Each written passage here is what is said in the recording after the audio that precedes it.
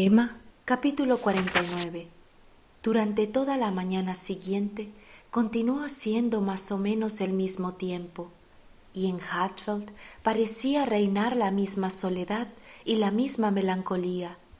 Pero a primera hora de la tarde el cielo se despejó, el viento cedió en fuerza, las nubes se disiparon, lució el sol. Había vuelto el verano, con toda la vehemencia que inspira un cambio de tiempo como este.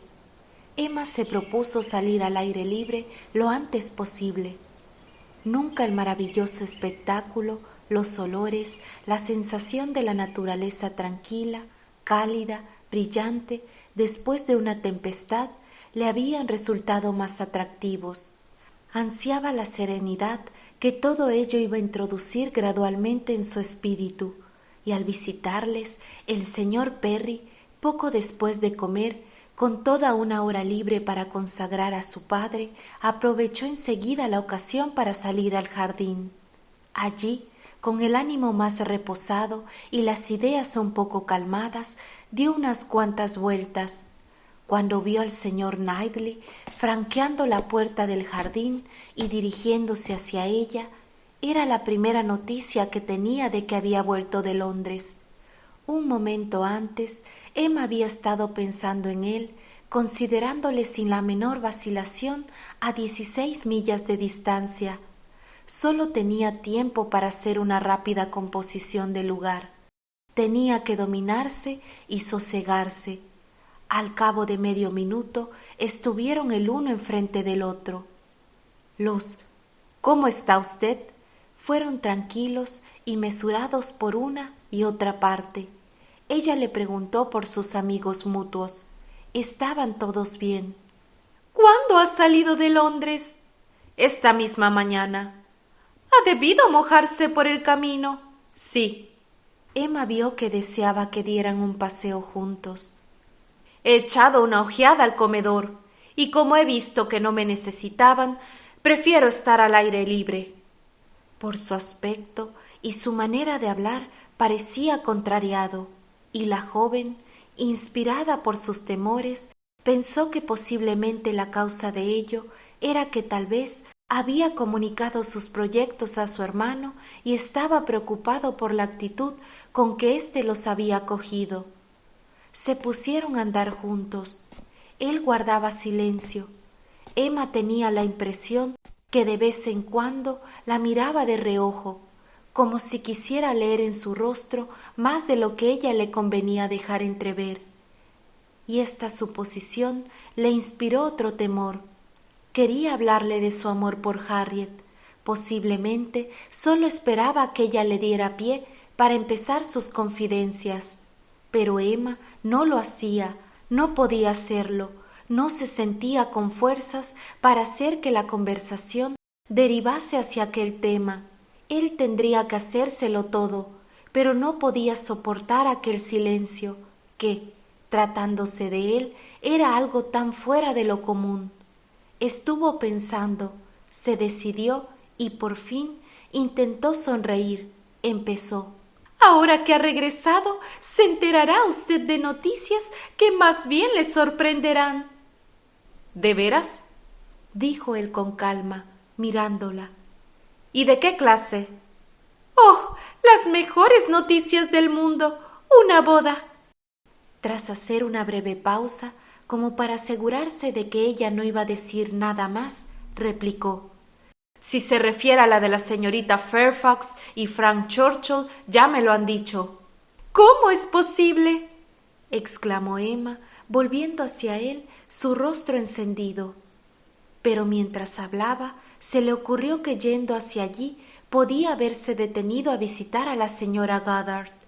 «Esta mañana he recibido una carta del señor Weston sobre asuntos de la parroquia, y al final me hacía un pequeño resumen de todo lo que había ocurrido». Emma se sintió más aliviada, y al momento pudo decir con un poco más de serenidad. «Entonces probablemente le habrá sorprendido menos que a los demás, porque usted ya tenía sus sospechas. No he olvidado que en cierta ocasión usted intentó prevenirme. Ojalá le hubiera hecho caso, pero bajando la voz y dando un profundo suspiro, «Está visto que estoy condenada a no saber nunca esas cosas». Durante unos momentos hubo un silencio, y Emma no advirtió que sus palabras habían causado una profunda impresión en su interlocutor, hasta que sintió que le cogió la mano y se la llevaba al corazón, y le oyó decir en voz baja, en un tono muy emocionado: «El tiempo, mi querida Emma, el tiempo curará esta herida. Tiene usted un gran sentido común. Tiene que hacer un esfuerzo pensando en su padre. Ya sé que para usted misma». Volvió a apretar de nuevo la mano de la joven, mientras añadía con voz aún más cálida y más entrecortada: «El más fiel de los amigos, indignación, aquel odioso canalla». Y en un tono más bajo, más resuelto: pronto se irá al Yorkshire. Lo siento por ella, merece mejor suerte».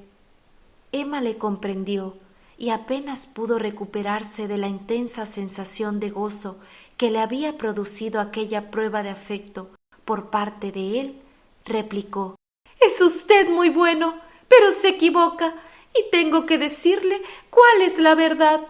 No necesito esta clase de compasión.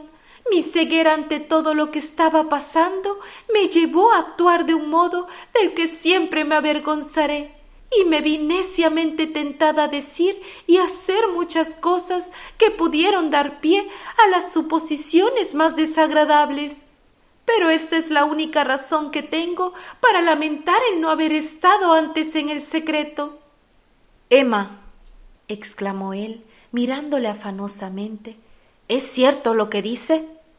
Pero enseguida, dominando su entusiasmo: No, ya le entiendo. Perdóneme, me alegro de que pueda decir eso. No, ciertamente no vale la pena lamentar su pérdida, y confío en que no pase mucho tiempo antes de que no sea solo su razón la que reconozca todo eso. Ha tenido usted suerte de que su corazón no se hubiera comprometido más.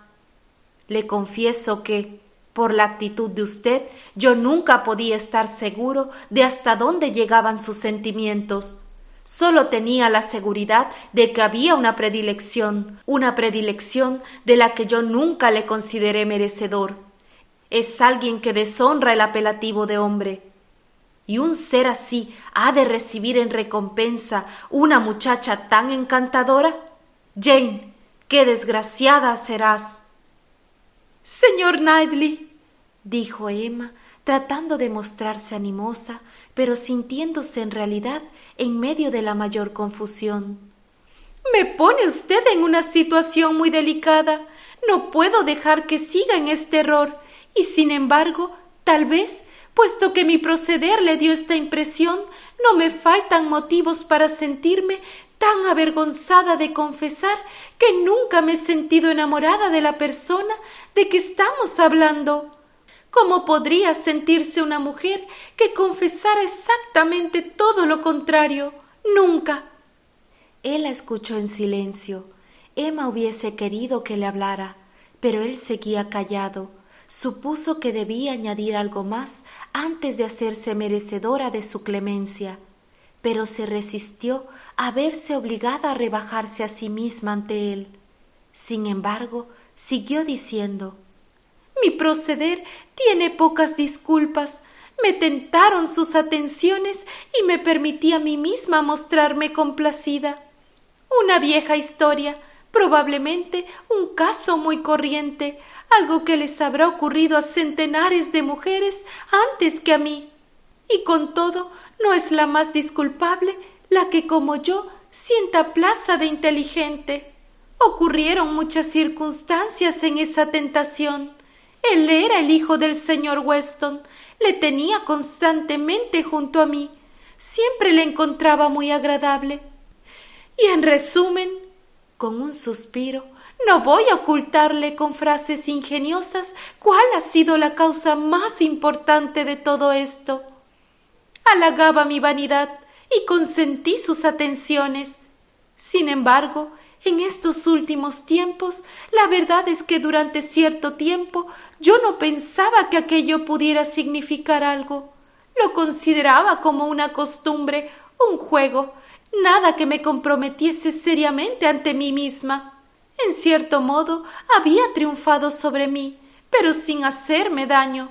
Nunca había estado enamorada de él, y ahora puedo interpretar aproximadamente su conducta. Él nunca quiso enamorarme. Aquello no era más que una pantalla para ocultar su verdadera situación con otra mujer. Su propósito era engañar a todos los que le rodeaban, y estoy segura de que nadie pudo engañarse de un modo más efectivo que yo. Solo que no me engañé. Esta fue mi mayor suerte. Por el motivo que fuera, me libré de él. Al llegar a este punto, Emma hubiera deseado que él le respondiera, aunque solo fueran unas pocas palabras para decir que por lo menos su conducta era comprensible, pero seguía en silencio, y por lo que ella podía conjeturar, sumido en sus pensamientos. Por fin, casi en su tono habitual, dijo: «Nunca he tenido una buena opinión de Frank Churchill. Sin embargo, siempre puedo suponer que no haya sabido apreciar sus cualidades. Mi relación con él ha sido muy superficial, e incluso, admitiendo que hasta ahora le haya juzgado como merece, creo que puede llegar a ser mucho mejor. Con una mujer como Jane tiene una posibilidad. No tengo ningún motivo para desearle mal, y por el bien de ella, cuya felicidad va a depender de su buen carácter y de su conducta, desde luego le deseo todo el bien del mundo». «No tengo ninguna duda de que serán felices juntos», dijo Emma. «Estoy segura de que están sinceramente enamorados el uno del otro». «Es un hombre afortunado», exclamó el señor Knightley con énfasis. «Tan joven aún, a los 23 años, a una edad en la que cuando un hombre elige esposa, generalmente elige mal. A los 23 años conseguir algo de tanto valor. Dentro de lo que es humanamente posible prever, ¿cuántos años de felicidad le esperan? Haber conquistado el amor de una mujer como ella, un amor desinteresado, porque el modo de ser de Jane Fairfax es el de una persona del máximo desinterés. Todo está en favor de él. Igualdad de situación, me refiero, por lo que respecta a la sociedad y todas las costumbres y modales que realmente cuentan. Hay igualdad en todos los aspectos, excepto en uno, y ya que no es posible dudar de la pureza de intenciones de ella, aún contribuirá a la felicidad de él, ya que le permitirá ofrecerle las únicas ventajas de las que ella carece ahora. Un hombre siempre desea dar a una mujer un hogar mejor que aquel de donde la ha sacado, y quien puede hacerlo cuando no hay dudas acerca del amor de ella, debe de ser, en mi opinión, el más feliz de los mortales. Sí, Frank Churchill es un favorito de la fortuna.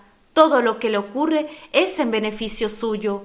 Conoce a una joven en un balneario, conquista su afecto, ni siquiera la alarma con la ligereza de su carácter, y si él y toda su familia hubiesen dado la vuelta al mundo buscándole una esposa perfecta, no la hubiesen encontrado superior a ella. Su tía se opone, su tía muere, solo tiene que hablar, sus amigos están dispuestos a ayudarle a ser feliz. Se ha portado mal con todo el mundo y todo el mundo está encantado de perdonarle. La verdad es que es hombre de suerte. Habla usted como si le envidiase. Y le envidio, Emma. En una cosa le aseguro que le envidio. Emma no se atrevió a decir nada más. Parecían estar ya a medio camino de hablar de Harriet, y en aquel momento todo lo que quería era evitar aquel tema, si era posible. Se trazó un plan. Le hablaría de algo totalmente distinto, los niños de Brunswick Square, y cuando ya se disponía a hablar, el señor Knightley la sorprendió diciendo: «¿No va usted a preguntarme en qué le envidio? Veo que está decidida a no tener curiosidad. Es usted prudente, pero yo no puedo serlo. Emma, Debo decirle lo que no va a preguntarme, a pesar de que quizás un momento después me arrepienta de haberlo dicho. «Oh, entonces no me lo diga, no me lo diga», exclamó ella rápidamente. «Tómese más tiempo, reflexione, no se precipite». «Muchas gracias», dijo él en un tono ofendido, y no añadió ni una sílaba más. Emma no podía soportar la idea de haberle hecho daño. Él tal vez deseaba hacerle una confidencia, tal vez consultarle algo. Por mucho que le costara, le escucharía. Podía ayudarle a resolverse o a confirmarle en su opinión. Podía limitarse a elogiar a Harriet o, recordándole el valor de su independencia, sacarle de aquel estado de indecisión que para un espíritu como el suyo debía de ser más doloroso que cualquier alternativa. Habían llegado frente a la puerta de la casa. «¿Entra usted?», le preguntó él. «No», replicó Emma, segura ya de su decisión, al ver el abatimiento que demostraba él al hablar. «Me gustaría seguir el paseo. El señor Perry aún no se ha ido». Y después de dar unos pasos, añadió: «Hace un momento le he interrumpido muy bruscamente, señor Knightley, y temo haberle ofendido. Pero si desea hablar francamente conmigo como amiga, o pedirme la opinión sobre cualquier cosa que tenga usted en proyecto, como amiga estoy a su disposición. Escucharé todo lo que quiera decirme y le diré exactamente lo que piense». «Como amiga», replicó el señor Knightley. «Emma, lo que temo es una palabra. No, no, prefiero que no. Sí, quédese. ¿Por qué voy a vacilar? Ya he ido demasiado lejos para poder ocultarlo ahora. Emma, acepto su ofrecimiento. Por raro que pueda parecerle, lo acepto y me confío a usted como amiga. Dígame, ¿puedo tener alguna esperanza?». Se interrumpió como para dar más énfasis a su pregunta, mientras con la mirada dominaba completamente a la joven. «Mi querida Emma», siguió diciendo, «porque querida lo será usted siempre para mí, sea cual sea el resultado de esta hora de conversación. Mi querida Emma, mi amada Emma, contésteme enseguida, diga no, si es eso lo que tiene que decir». Emma era absolutamente incapaz de decir nada, y él exclamó muy excitado: «Se calla usted, no dice nada. Por ahora no pregunto más». Emma estaba casi a punto de desvanecerse por la emoción de aquellos momentos. Entonces el sentimiento más acusado en ella era el temor a despertar del más feliz de los sueños. «No soy hombre de muchas palabras, Emma», siguió diciendo en un tono tan sincero, tan decidido, tan afectuoso, que no podía sino convencer. «Si la quisiera menos, tal vez podría hablar más. Pero ya sabe cómo soy. De mí solo ha oído la verdad. Yo le he hecho reproches y la he sermoneado, y usted lo ha soportado como ninguna otra mujer en toda Inglaterra lo hubiese hecho. Soporte ahora las verdades que tengo que decirle. Mi querida Emma, como siempre las ha soportado. Mis modales tal vez no las abonan demasiado. Sé bien que no he sido un enamorado ejemplar, pero usted ya me comprende. Sí, usted ve, usted comprende mis sentimientos y, si puede, corresponderá a ellos. Ahora solo le ruego que me deje oír, aunque solo sea una vez, que me deje oír su voz». Mientras el señor Knightley hablaba, la mente de ella estaba en plena actividad, y con toda la prodigiosa celeridad del pensamiento había podido, sin perder ni una palabra, captar y comprender cuál era la verdad exacta de todo aquello, ver que las esperanzas de Harriet habían sido totalmente infundadas, un error, un engaño tan total como cualquiera de los suyos propios, que Harriet no era nada para él, que ella lo era todo, que lo que ella había estado diciendo relativo a Harriet había sido tomado como expresión de sus propios sentimientos, y que su agitación, sus dudas, su contrariedad, su desánimo, él los había tomado como un medio de desanimarle a él que Emma había adoptado. Y no sólo tenía que ir haciéndose cargo de todas esas cosas que significaban tanta felicidad para el porvenir. Había también que alegrarse de no haber revelado el secreto de Harriet y de decidir que ya no era necesario, ni se haría. Ahora era todo lo que podía hacer por su pobre amiga, ya que, por lo que se refiere al heroísmo del sentimiento que podía haberla impulsado a intentar que él transfiriese su amor de Emma a Harriet como la más digna, infinitamente más digna de las dos, o incluso a la actitud mucho más sencilla y sublime de decidir rechazarle al momento y para siempre, sin confesar los motivos, por el hecho de que no pudiera casarse con ambas. No, Emma no estaba dispuesta a esos sacrificios. Pensaba en Harriet con pena y arrepentimiento, pero en su espíritu el impulso de generosidad no alcanzó extremos de insensatez que se hubieran opuesto a todo lo que podía ser probable o razonable.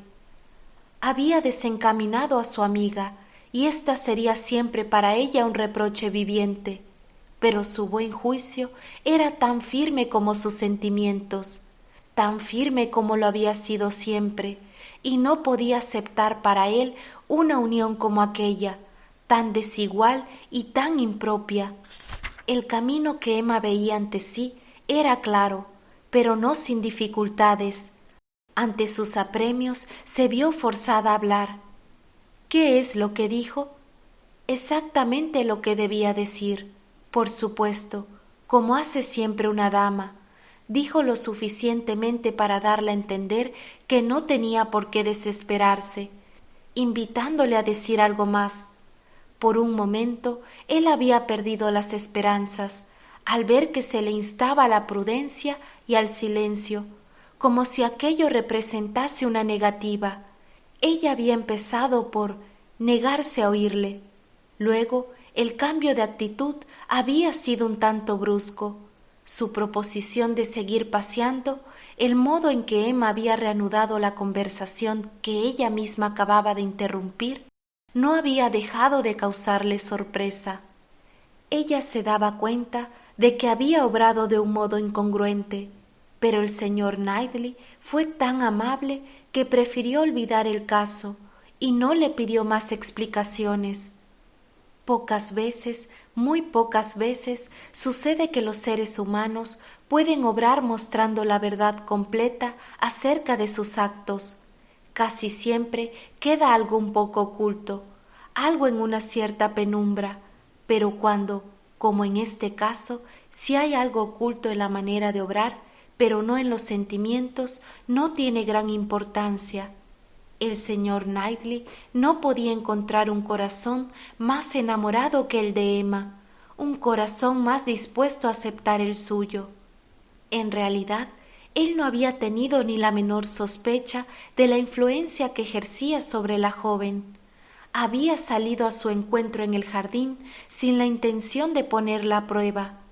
Había acudido a Hatfield preocupado por ver cómo ella había tomado la noticia del compromiso matrimonial de Frank Churchill, sin ninguna mira egoísta, sin ninguna intención de ninguna clase, excepto la de intentar, si ella se lo permitía, consolarla o aconsejarla. El resto había sido obra de las circunstancias, el efecto inmediato de lo que oyó y también de sus sentimientos. La grata certidumbre de que Emma solo sentía indiferencia por Frank Churchill, de que jamás le había entregado su corazón, hizo nacer en él la esperanza de que con el tiempo podía llegar a conquistarlo para sí. Pero no había sido una esperanza de algo concreto, inmediato, tan solo en aquellos momentos en los que la vehemencia de su anhelo se impuso a su razón, aspiraba a oír que ella no se oponía a su tentativa de llegar a conquistar su amor. Las esperanzas de algo más que progresivamente se le fueron ofreciendo le dejaron enajenado de alegría. El afecto que él había estado rogando que le permitiera crear dentro de lo posible era ya suyo. En media hora había pasado de un estado de ánimo totalmente abatido a algo tan semejante a la felicidad perfecta, que éste era el único nombre que podía darle. El cambio experimentado por ella fue parecido. Aquella media hora había dado a ambos la misma inapreciable certeza de ser amados. Había disipado en uno y otro las mismas brumas de la incomprensión, de los celos, de la desconfianza. Por parte de él habían sido unos celos muy antiguos, que se remontaban a la época de la llegada de Frank Churchill, e incluso antes, cuando aún se le esperaba. Había estado enamorado de Emma y celoso de Frank Churchill desde aquellos días en los que probablemente un sentimiento le había permitido darse cuenta del otro. Habían sido sus celos de Frank Churchill que le habían hecho dejar Highbury. La excursión a Box Hill le había impulsado a partir. Consideró que por lo menos así evitaría el volver a ser testigo de todas aquellas atenciones que ella permitía y alentaba. Se había ido para aprender a ser indiferente, pero para ello había elegido un mal lugar. Había demasiada felicidad doméstica en la casa de su hermano. La mujer representaba allí un papel demasiado atractivo. Isabel se parecía demasiado a Emma, diferenciándose solo de ella en una serie de cosas en las que era claramente inferior, y que no hacía más que evocarle con mucha más fuerza el recuerdo de su amiga. Por mucho que hubiese hecho, aunque se hubiese quedado allí mucho más tiempo, hubiese sido inútil. Sin embargo, permaneció allí tercamente, día tras día, hasta que aquella misma mañana el correo le había traído la historia de Jane Fairfax. Entonces, junto a la alegría que forzosamente debía sentir y que no sentía el menor escrúpulo en sentir, porque nunca había creído que Frank Churchill mereciera a Emma, surgió en su ánimo una solicitud tan afectuosa, una inquietud tan intensa por ella, que no pudo seguir en Londres ni un día más.